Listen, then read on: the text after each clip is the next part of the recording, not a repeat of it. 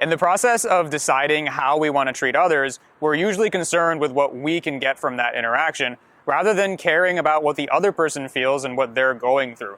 In other words, we fail oftentimes to empathize with others because we're primarily self-interested by nature, and we also don't really see any immediately obvious reason for why we should do that.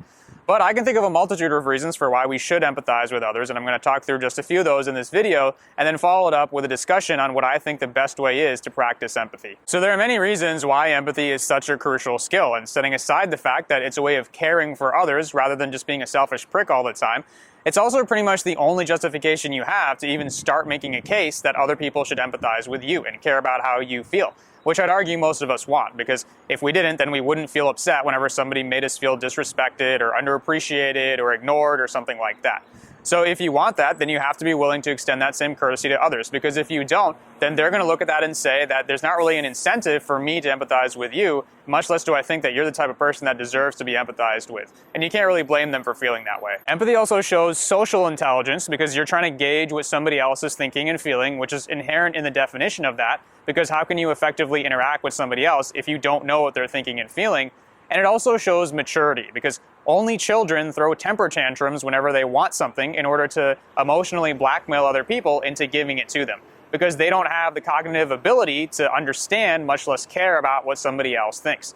But you're instead showing that you have the restraint to temporarily set your needs aside in order to consider somebody else's first. So now let's talk about the best way to practice empathy. And I'd say there are at least 4 different steps you have to take. The first of which is to ask yourself how you would feel if you were that person. So you put yourself in their position, try to see things through their perspective in order to gauge that. And one of the more effective ways to do that is to call upon any similar experiences that you've had to what they're going through, with kind of an asterisk there being that if you don't have any similar experiences, then you don't really have a right to be judging that person, harshly criticizing them, admonishing them, or otherwise treating them poorly. So for example, let's talk about the entitled customer attitude again.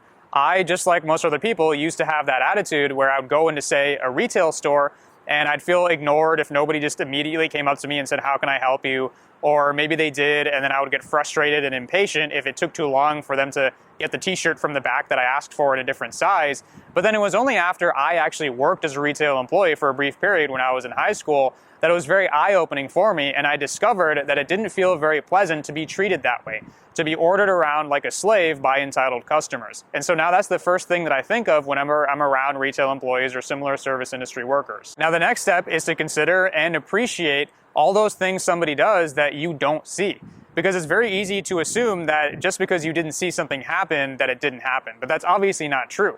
So going back to that example, when I worked as a retail employee, I remember that I experienced not just one entitled customer on a daily basis, it was instead multiple that just constantly bombarded me.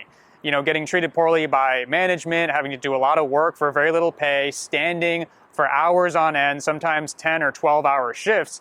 And this is all stuff that wouldn't be immediately obvious to a customer that's never experienced that before. But that doesn't mean, again, that that's not something they have to go through. And now that you've considered how somebody really feels and what they're going through under the surface that you're not aware of, then you can move on to the next step, which is to ask if they were justified in their actions.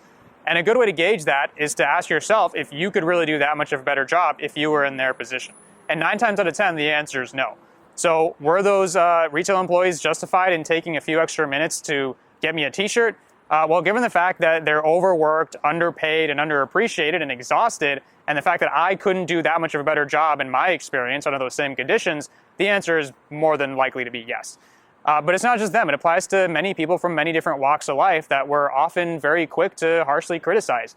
That includes waiters and waitresses, police officers, and even our parents when we were young, rebellious, back-talking, and disrespectful teenagers. And the last step is to determine how you should be treating somebody as a result of all that, instead of your first instinct, which is usually to treat somebody poorly. You have to resist that temptation and instead look inwards as always. How would you want to be treated if you were them? This is where that age-old cliche of treat others how you want to be treated comes in.